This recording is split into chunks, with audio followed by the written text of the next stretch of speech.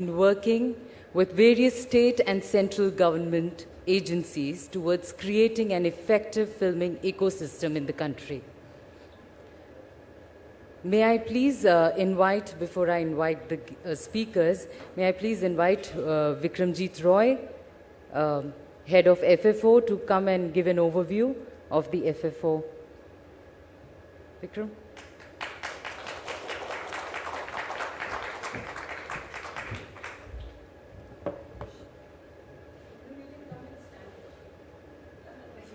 Yeah, but I'm fine.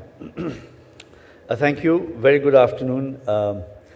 Post-lunch sessions can always be the graveyard sessions, you know. But I'm sure this is not going to be that session, because this is going to be throwing light on how filming in India has been given a fillip.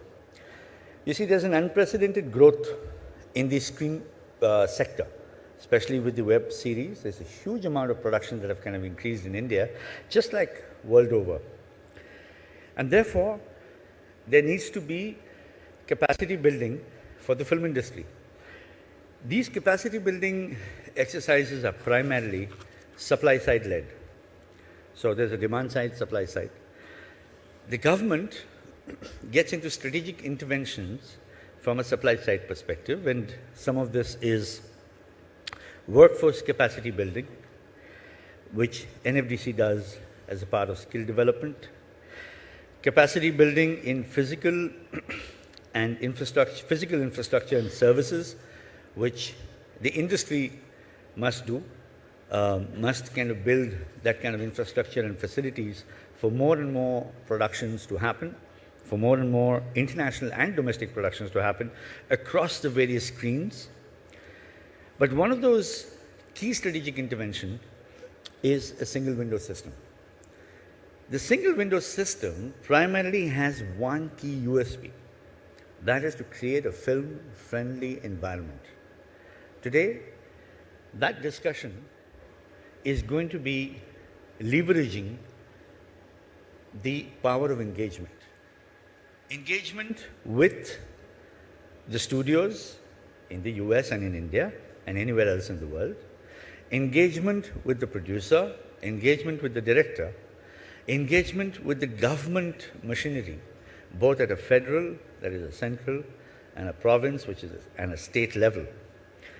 But this 360-degree intervention, or the strategic intervention as I call it, has been set into motion. I don't want to take away from the discussion, but just to give you a key insight, which I'm sure Nyay, who's our moderator, will take forward. This intervention of engagement is happening at two levels.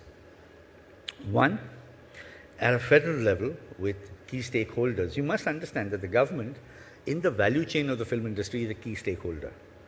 So there's the Archaeological Survey of India, Railways, the Animal Welfare Board, and so on and so forth. And then there are the states. And integration is happening at both the levels after the Prime Minister said in January of 2019 that domestic films would be coming in through the single window system called the Film Facilitation Office. I now leave with this overview.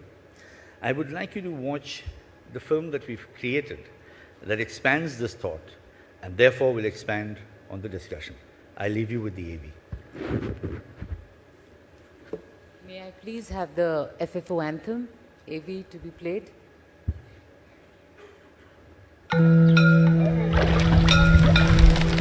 We always want to be at a place that treats our imagination. I want to go someplace where I can marvel at something. A place immersed in its beauty and soaking in its culture. The light, colors, smiles. It teaches me something. A place that keeps its arms open to greet you with emotion. Welcome to the best exotic marigold hotel. Time and again, India has been the chosen destination for some of the world's biggest blockbusters. A destination that has not only brought you the most diverse set of locations, but also an equal amount of challenges while capturing the vision onto film. Keeping up to its promises, the Ministry of Information and Broadcasting set up the Film Facilitation Office in the National Film Development Corporation of India, or NFDC, to become a single window clearance and facilitation mechanism for both domestic and international filmmakers. All filmmakers of the world, here is your red carpet in India. Your beautiful and scenic locations, local talent, skilled workers, all facilitation through this center. Since its inception in December 2015, FFO has been easing the filmmaking process for everyone by successfully facilitating over 90 international projects. I had a wonderful experience shooting in India. We shot a better part of the film Dhaka in India. The locations were extremely exotic, and I fell in love with India. FFO office made shooting Tenet for Mr. Christopher Nolan so easy. They did all the hand-holding to get all the permissions on time. We know obtaining local permits from nook and corners of a state can be quite a challenge. Therefore, FFO has been continuously working with various states and central government agencies to further streamline the permitting process and their filming policies. In sync with the government's Digital India initiative, FFO also launched its web portal www.ffo.gov.in for processing online applications for filming in India in a time-bound manner. Additionally, the portal also brings together all the information that you require for filming in India. It's going to be extraordinary. FFO works as a platform for industry stakeholders to engage with the government and promote India as a film-friendly destination. We have shoots going on in Lucknow. We have a shoot that is about to start in Punjab, and we are just talking to the FFO, and they are being extremely helpful. This initiative is wonderful and very well welcomed by the production fraternity because of the fact that it makes it so much easier for units to be able to shoot in a seamless manner. Where directors and actors have constantly gone on record to describe shooting in India as an adventure, FFO intends to make this adventure all the more seamless and exciting for filmmakers around the globe. With FFO's ceaseless support to every passionate storyteller, we invite you to experience the magic. Ignite your imagination. Come, film in India. Thank you so much for such a vibrant journey through FFO. Okay, to continue with the session, may I please invite Mr. Nyay Bhushan, India representative, the Hollywood Reporter, who will moderate the session with eminent speakers, the Joint Secretary, Ministry of Information and Broadcasting, and also Managing Director of National Film Development Corporation of India, Mrs.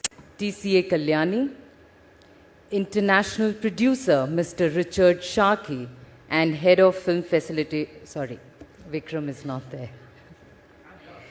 Yes, I was just going to continue. Over to you, Nyay. Thank you. Good afternoon, everybody. Welcome to this session, and I think everybody's fresh because you had a nice lunch, so everybody's awake. Thanks for the introduction, Vikramjit, to the FFO and for this wonderful film. So generally, I think to take the discussion forward, of course, the topic is obviously harnessing the power of engagement with the context of the FFO. So, Madam, I would actually like to start with you to sort of expand on the FFO. As the introduction and the film explained, the purpose of the FFO is obviously to, first of all, give a single window mechanism for film shootings. And in addition, you also have the engagement with various state bodies and other agencies. So can you please expand a bit on that, ma'am, please? See, the Film Facilitation Office is actually a fantastic initiative of the Government of India to ensure that filming in India becomes ease of filming in India. So, and we are implementing it through the NFDC, the Film Facilitation Office. We started in 2015 when we were doing the offline, processing of the facilitation requests. And in 2017, we started the online, through the online portal where we receive the applications, etc. So we've integrated over 40, stakeholders who are involved in the process of giving the permissions for filming in India, from the DGCA, the Director General of Civil Aviation, to the Customs Department, to the Home Ministry, to the Defense Ministry. You have N number of, and I'm sure it's the same in other countries also where you have to take the clearances. So our motto is to ensure that it's a one-stop shop for facilitation. We get requests from domestic filmmakers to help facilitate them. They may or may not come through the Film Facilitation Office, but this year the Prime Minister has advised us that we should ask the domestic filmmakers also to use the Film Facilitation Office. So we have opened it up, and from April to October we've facilitated over 8 or 9 domestic productions, including Bigil, which was released in October this year. So it's an exciting process, exciting journey, and my team here in NFDC has been fantastic, literally, because they've called me up at 7 in the night, "Ma'am, this clearance is not coming, shooting is happening right now." I said, "Right now" means what? So they'd say, "Okay, in 3 days' time."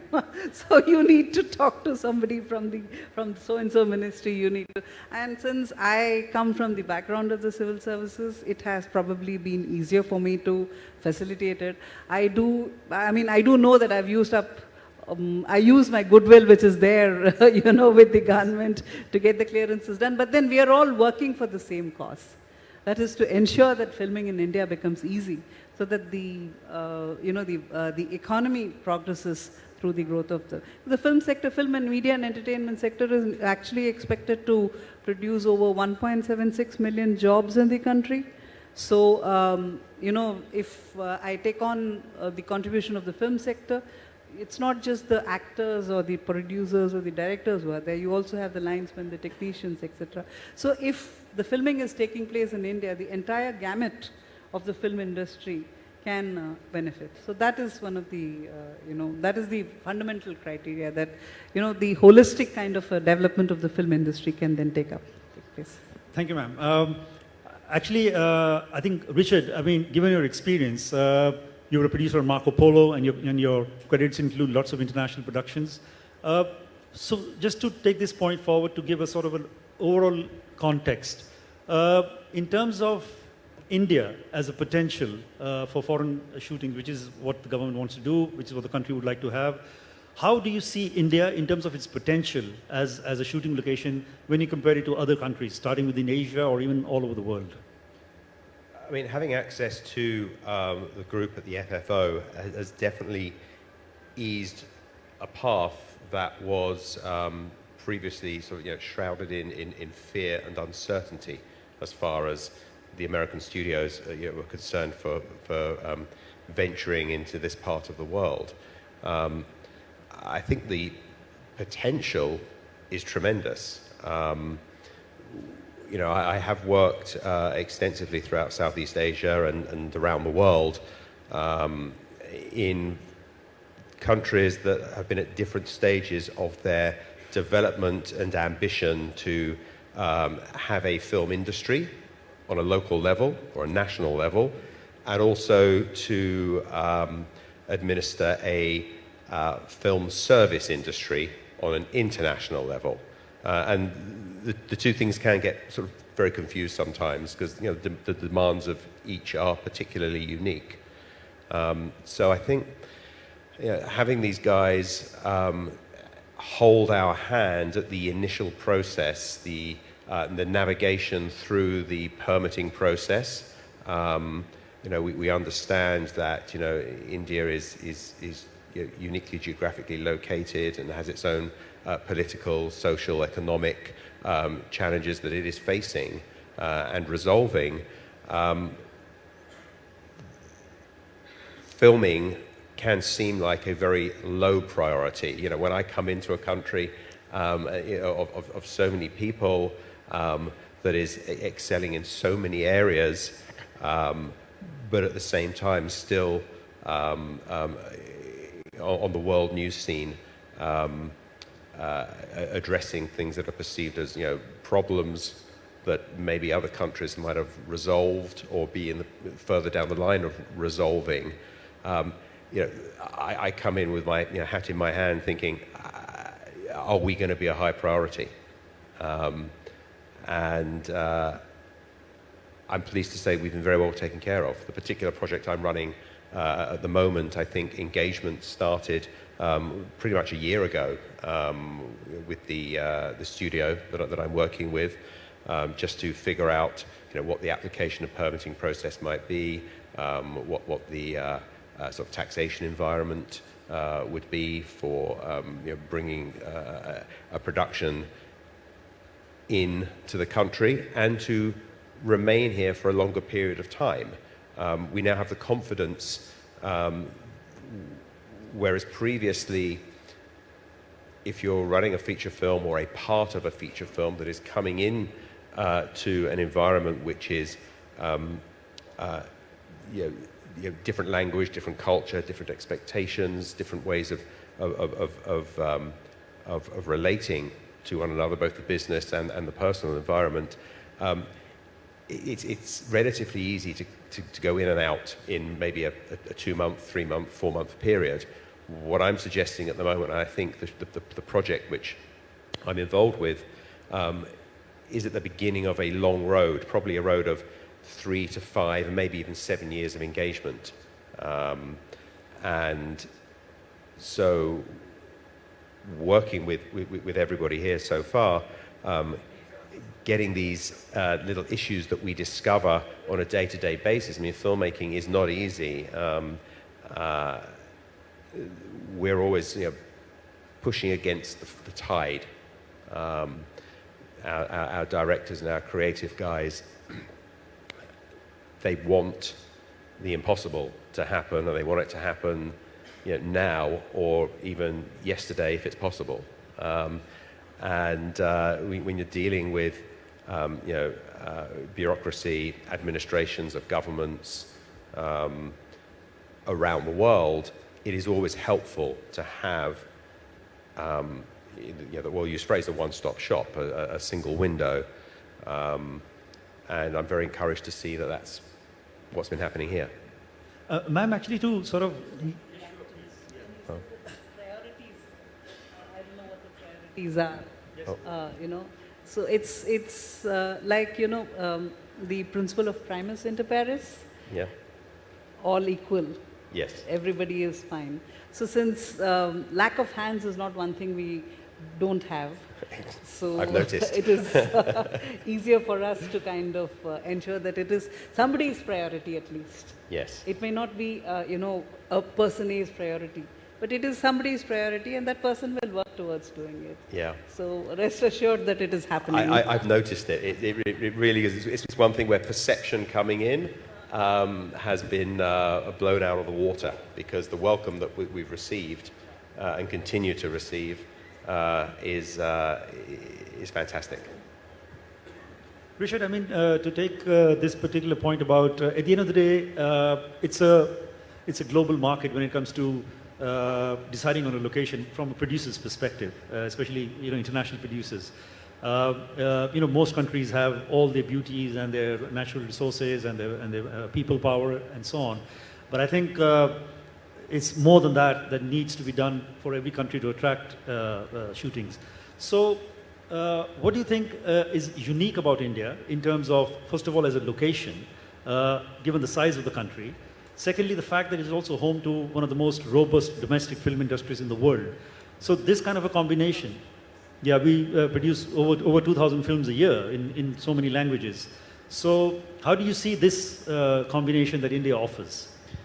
Well, I mean, first of all, I'm said to my friends here in the last 24 hours, I'm very much the new boy to India. We've been planning this production for about a year. I've been hands-on for the last 6 months in country. And really only today have I managed to see a little bit more about what the country has to offer, thanks to the state offices that I've been visiting this morning. Up until now, my story is very much based in old Bombay, which doesn't necessarily exist anymore. And so we are splitting our time between Bhopal and Bombay, using the backdrop of the vast Indian film industry.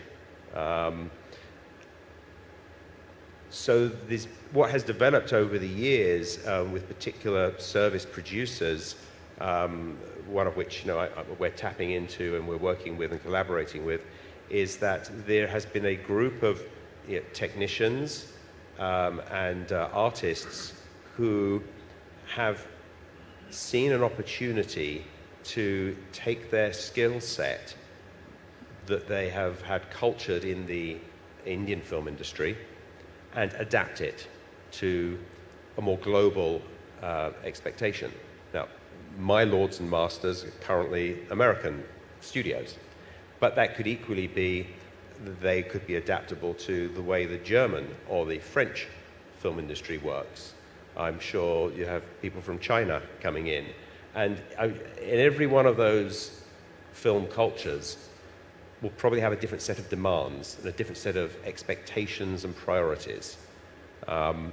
So I do think India is well placed to engage with the rest of the world.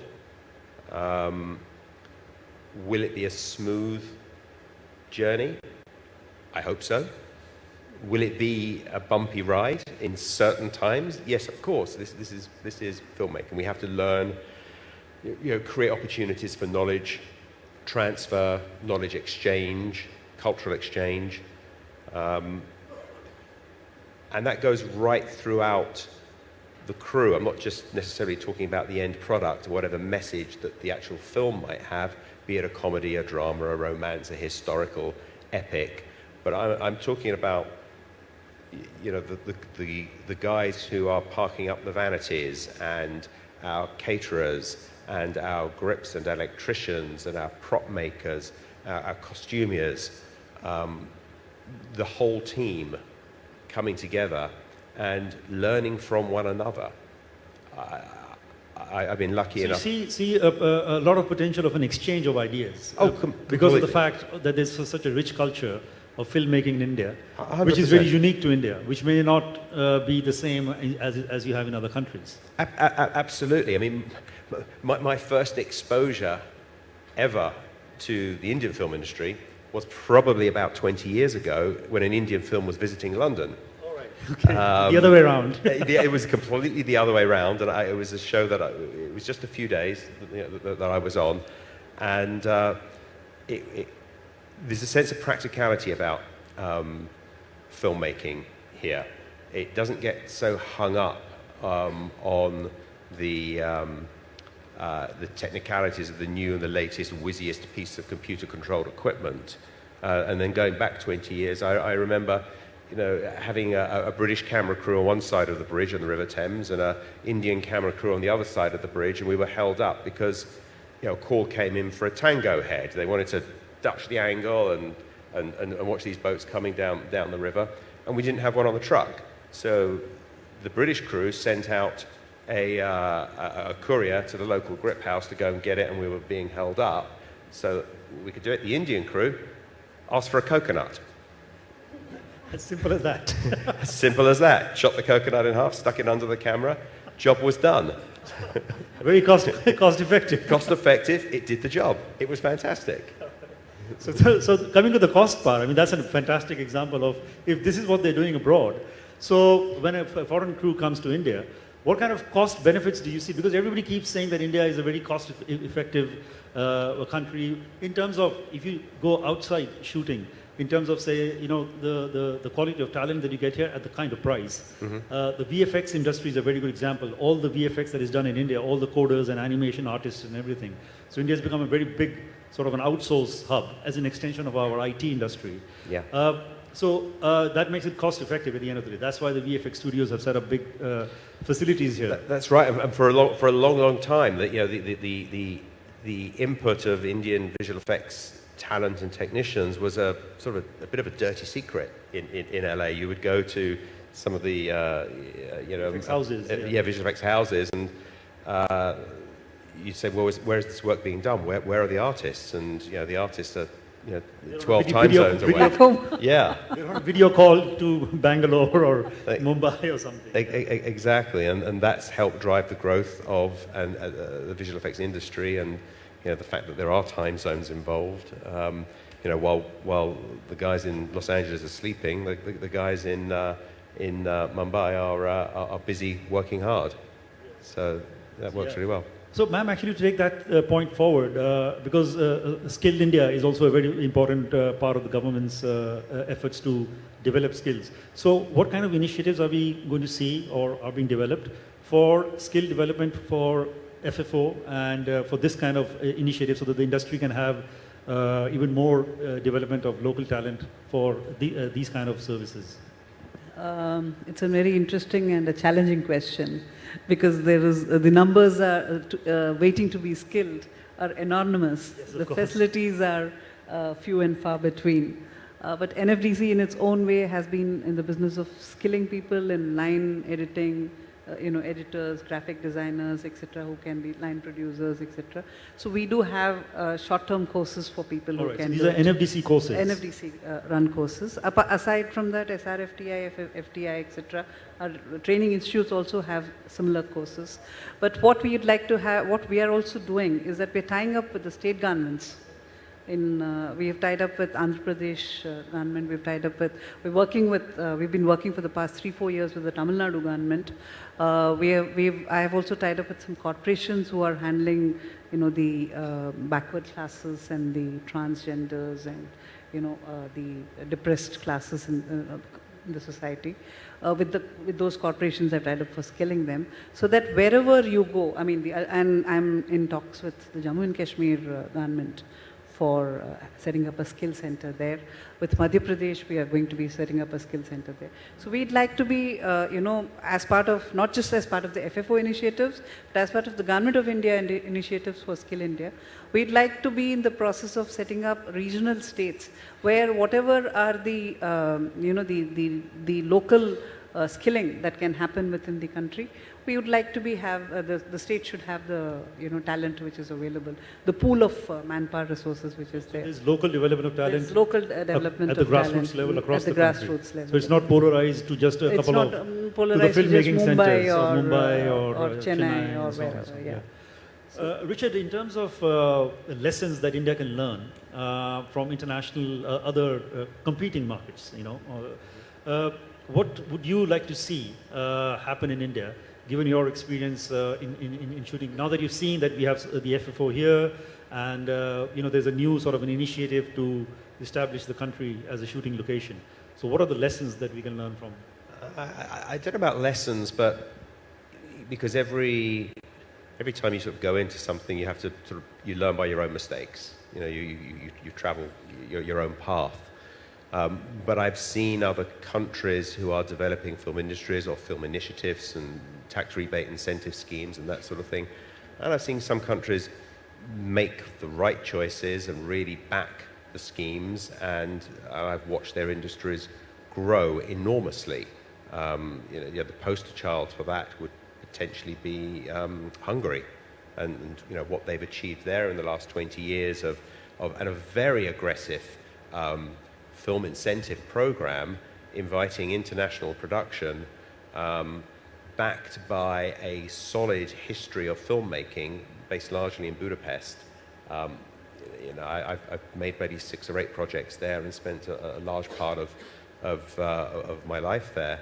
And it's been very exciting to see that year on year, when they first started, I think their rebate or incentive levels, for encouraging international inward investment, were at levels of about 15%, and they've grown 20, 25, and now you can get in excess of 30%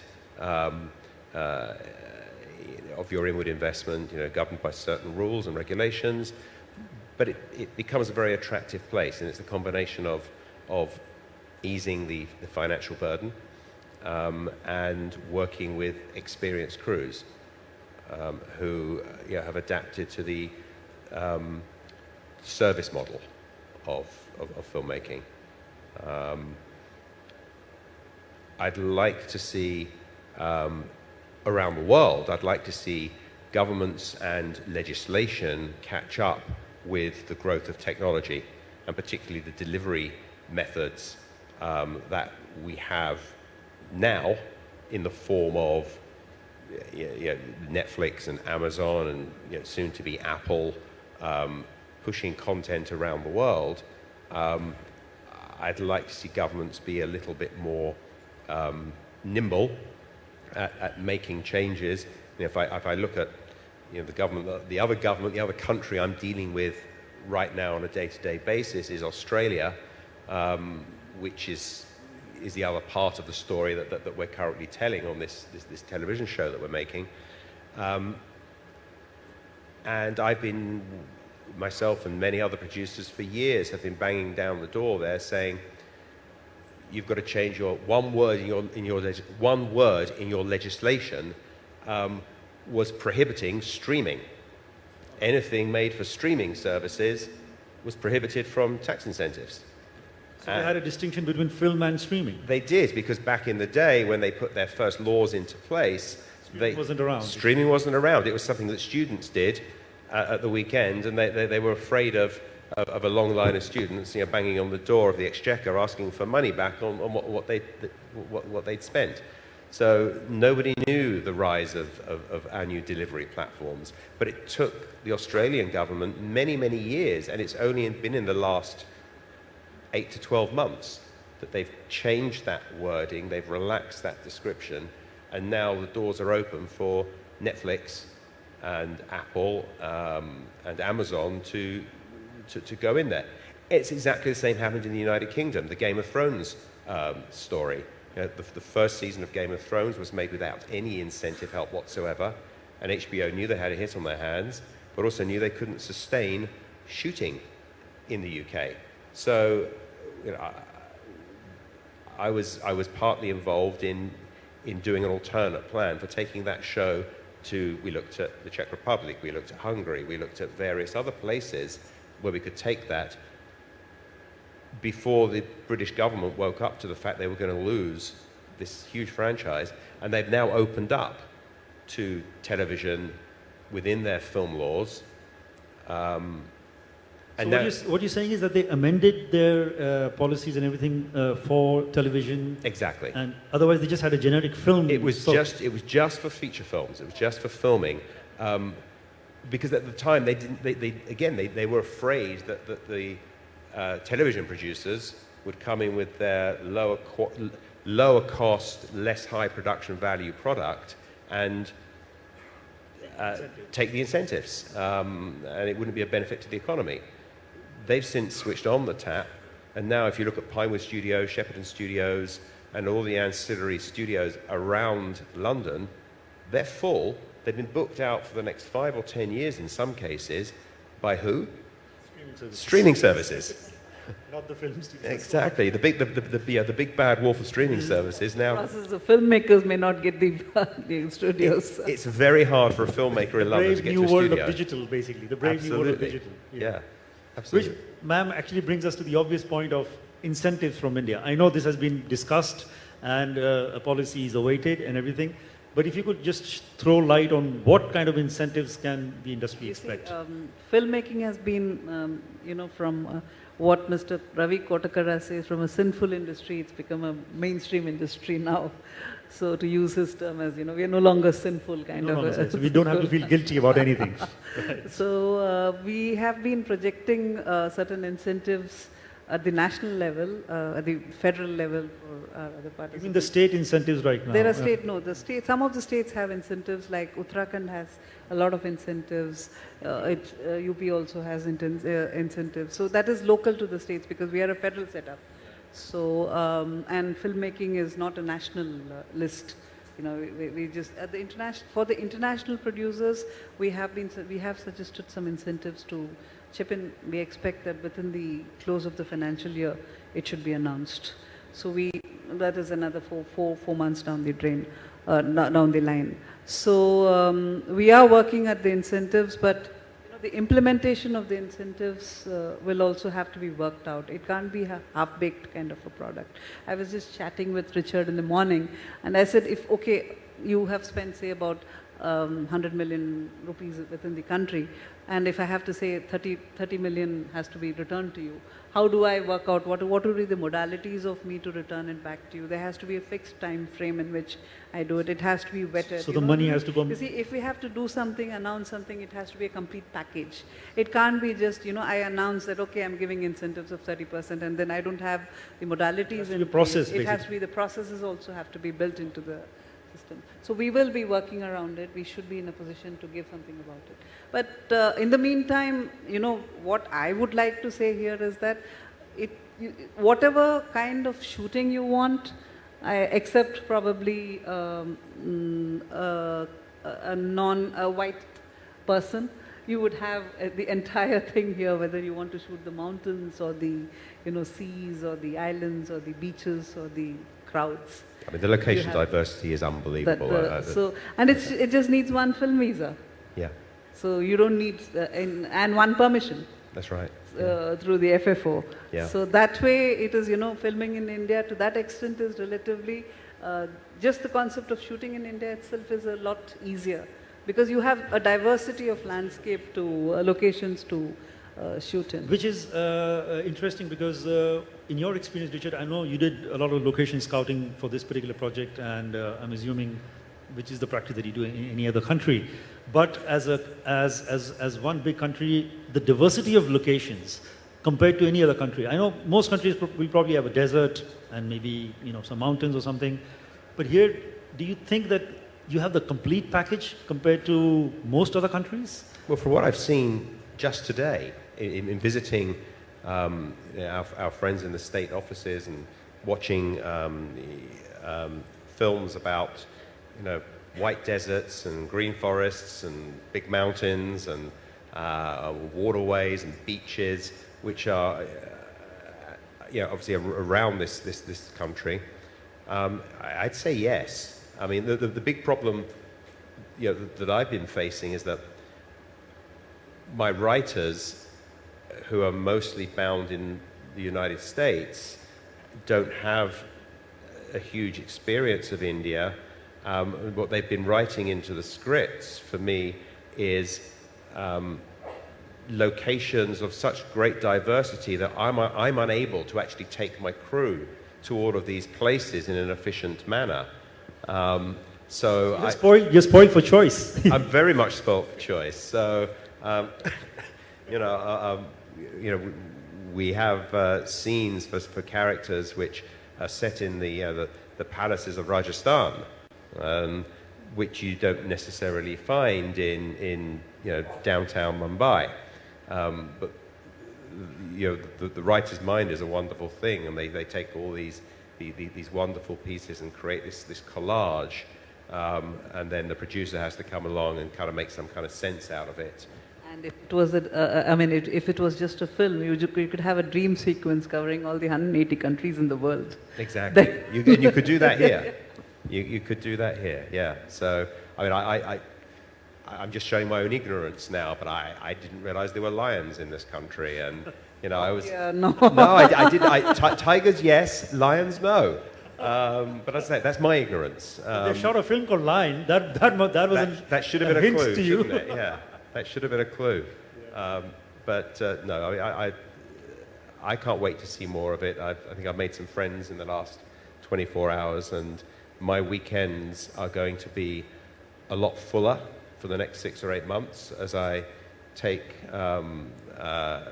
bumpy plane rides to different parts of the country and spend the odd night in. And hopefully in future seasons of the project I'm currently working with, we can take the story out and beyond Mumbai.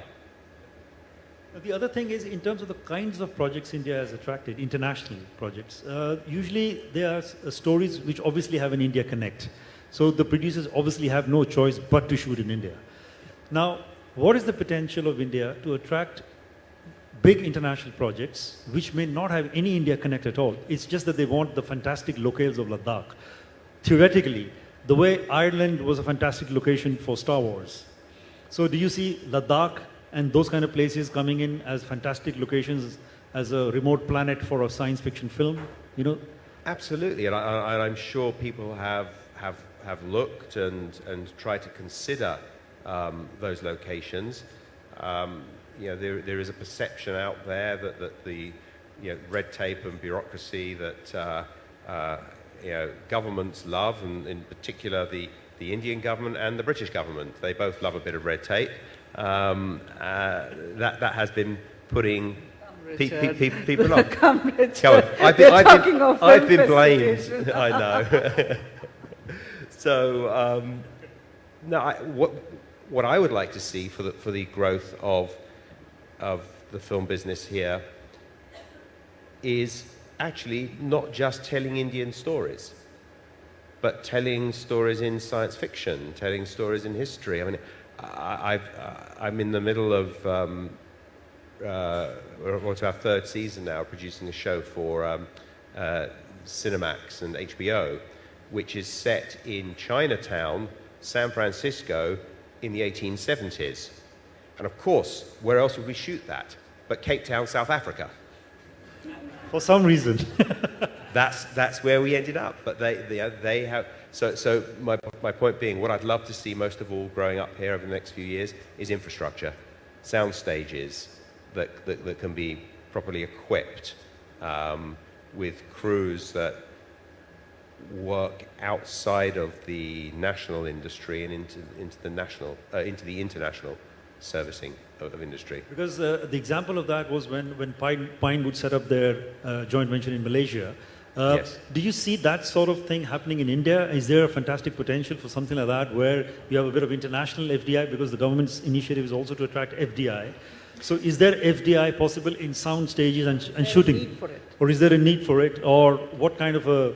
There's definite need for sound stages around the world. And to have the sound stage well placed next to talent, technical talent as well as creative talent, is very important. What happened in Malaysia was a very brave decision on the part of the Malaysian government to set up this facility of, I think, 5 sound stages and some backlot space in an area which was many hundreds of kilometers away from the main film economy on the borders of Singapore. And that gave them some pretty difficult challenges to get over, and I think it's taken them a little longer than they'd anticipated for that place to become viable and full, and with a cash register ringing and turning over show after show. They're getting stronger and stronger over there. I think the fact that the show I took there for Netflix, we were there for about 3 years all told, was kind of a blessing and a curse, because it filled the studio up completely. But then when we left, it was a barren, empty desert again, and we took all our crew and our skill set away. I'm pleased to say there was some considerable knowledge transfer into certain grades. We over that period of time, we managed to train up, carpenters and plaster workers, fiberglass workers, scenic painters, which is actually a bit of a dying art around the world. Now visual effects seem to do everything. I like to personally, to get away from blue screens and green screens as much as possible. I think that's sometimes too obvious to do. So I don't think Malaysia and the Pinewood tie-up has been the resounding success that they were expecting it to be, but also I think they were in too much of a hurry. I think after 1 year of my show that I did there, where we had to import hundreds of international crew to service that show, as well as hundreds of Malaysians and guys being brought in from Thailand and Indonesia. After 1 year, the politicians were coming into my office saying, okay, so they've done it for now, you don't need to bring any of the foreigners anymore, do you? And I found that very short-sighted. It didn't suit their political agenda or their political timescale for their turnaround of voters and elections. It takes years to become a good camera operator or a good focus puller or a good loader, and I was sort of working backwards, within that department. And I think sometimes, in the case of many of these places that set up film incentive programs, they want to see the quick fix and the quick return. And I keep pointing people at Budapest and at Hungary, where they just went at it and at it and at it. So there's a constant flow of work, and that's the only. And it's a constant turnover. Which is not the problem in India, because the domestic industry is pretty busy. Oh my goodness! So that is not a situation that you'll see here, hopefully. Yeah. Yeah. In that sense. The industry here is so buoyant. In fact, I'm speaking to fellow producers,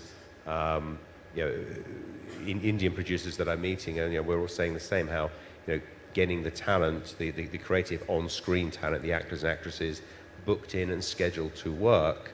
There's such competition for them, and I like to, I come from a place where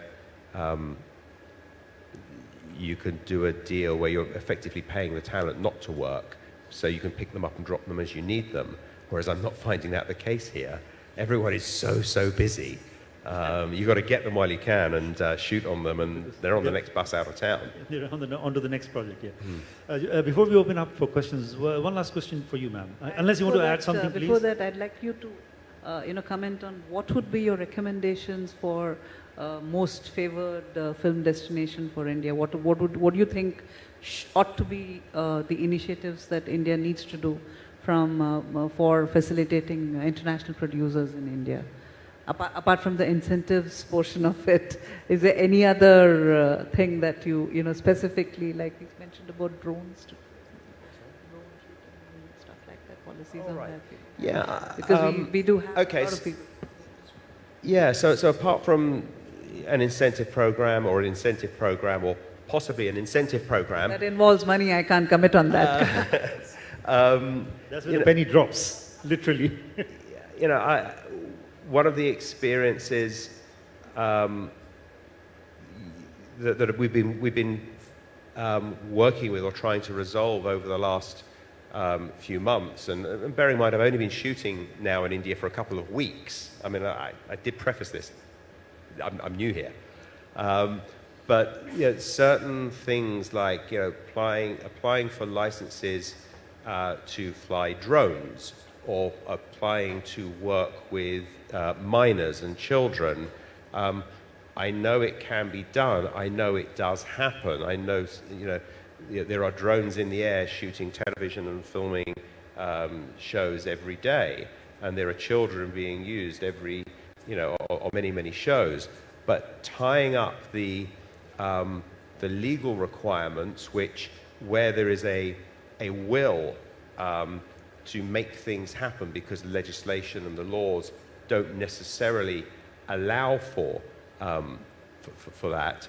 On one hand, if I was on an independent show, I'd be very happy to just turn a slightly blind eye, go with the flow.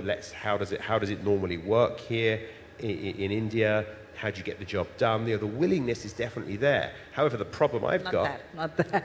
Well, we would like to follow the procedures too. Yeah. Well, yeah. No, I know you have to say that sitting here, but at the same time, I've come against an issue with the American studios, who will look at the laws of India and want to follow them by the book. There is no latitude. There is no movement or what I can say, common sense applied to the situation. Sometimes the laws weren't necessarily designed for what we need them to do now.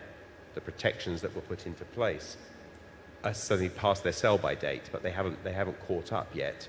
But my paymasters in America, who are very scared of bad publicity and lawsuits, and they take the cause of health and safety at the workplace to the highest standards possible. Those three areas are where they're afraid of doing business here, and it becomes very difficult. And I'm told that I can't work with children after a certain time of night, and I can't put drones up in the sky because the legislation tells me so. But I still see Lion and Slumdog Millionaire and countless other shows about children which take place after dark.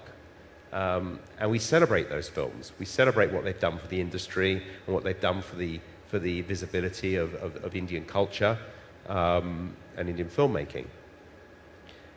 So trying to marry those two things up has been...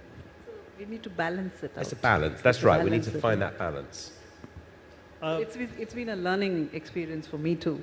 So it's always, I mean, you're always learners till the end of our lives, I guess. Absolutely. And for the people that I deal with every evening, in the offices in Los Angeles,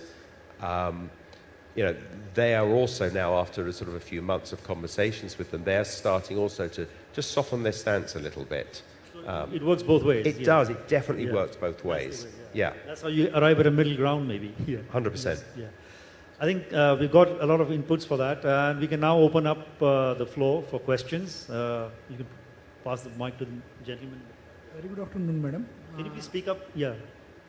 Very good afternoon, madam. With the point of view with many first-time entrants to the film industry, I wanted to know, with now FFO introduced for domestic films also, how it works. I mean, earlier even many independent filmmakers or new entrants, without the assistance of production manager or line producer, this all permissible was not possible. I mean, I am talking about offline time. So how now for domestic film makers it will apply? You see, the FFO is facilitating the domestic producers. So for example, if you have a story that is shot, that is supposed to be shot, say in Rajasthan, and you're from Tamil Nadu or Uttarakhand, then through the FFO, you can get your permissions, etc., to shoot in that place, and then you go there and do your shooting. In terms of other, the state government has its own list of things that are available on. It's there on their portal, and they can tell you that these are the hotels that are there. These are the ITA certified hotels, etc. And you just once you come through us, your permissions are there. You need your Archaeological Survey of India permissions, railway permissions, DGCA permissions. You have all your permissions, and then you just go there with the permit letter. You go and do your shooting there.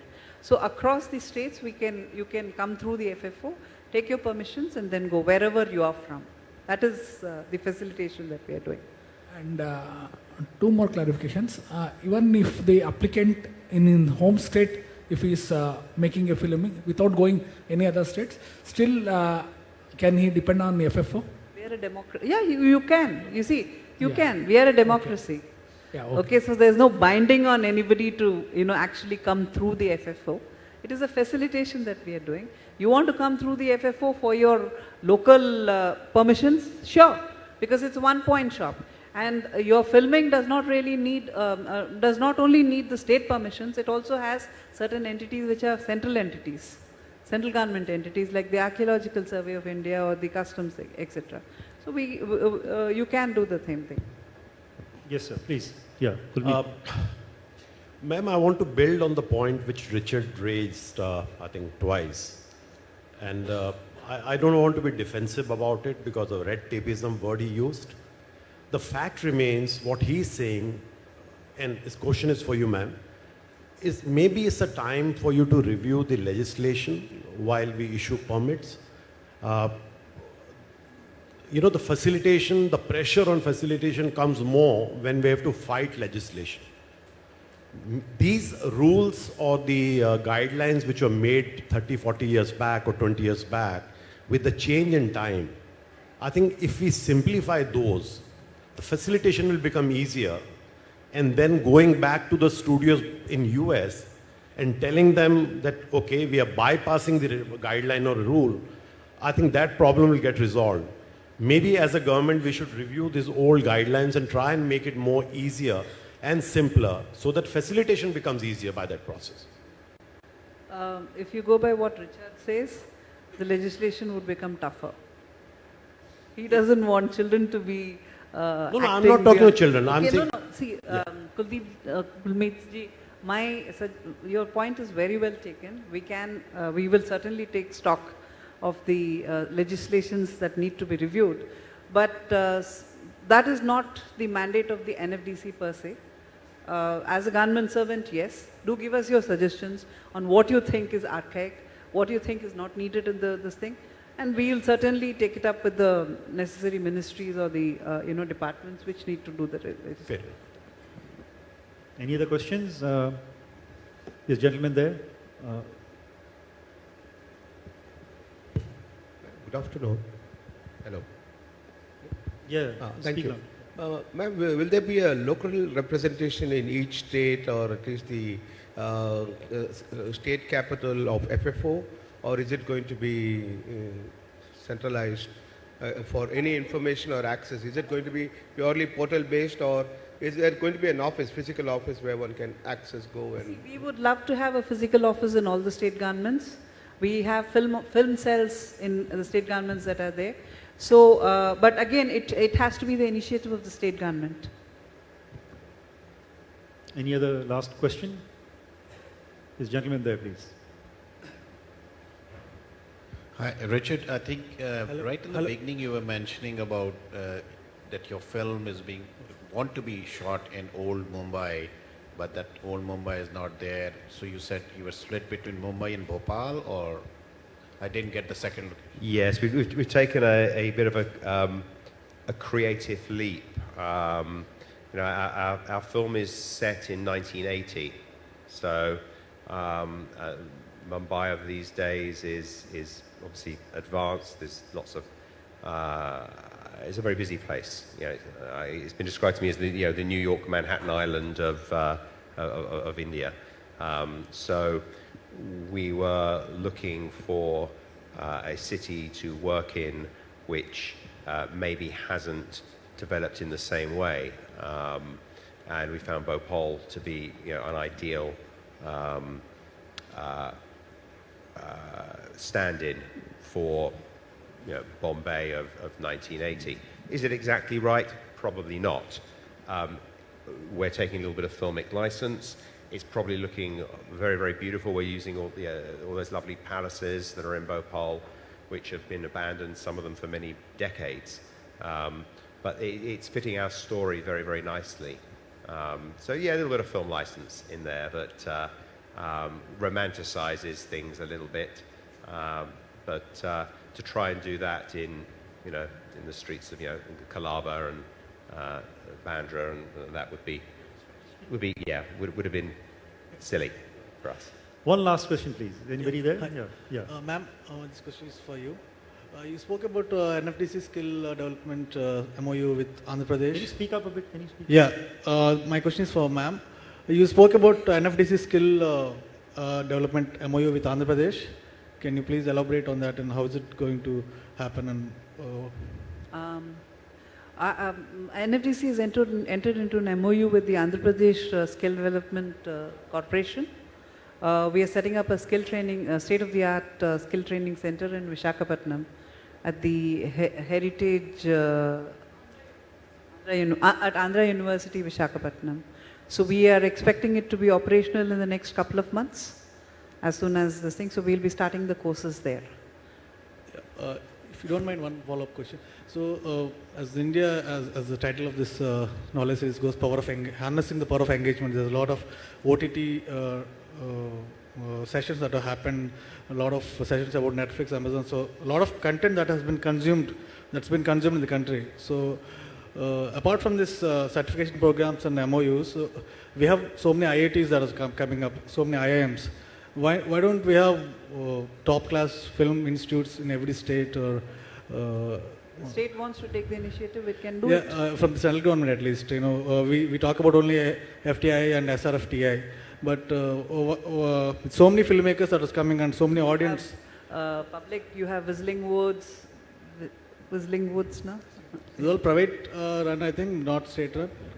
You have, we have students from AVM Film School, we have MGR Film Training Institute in Chennai. Where are you from? I'm from Andhra Pradesh.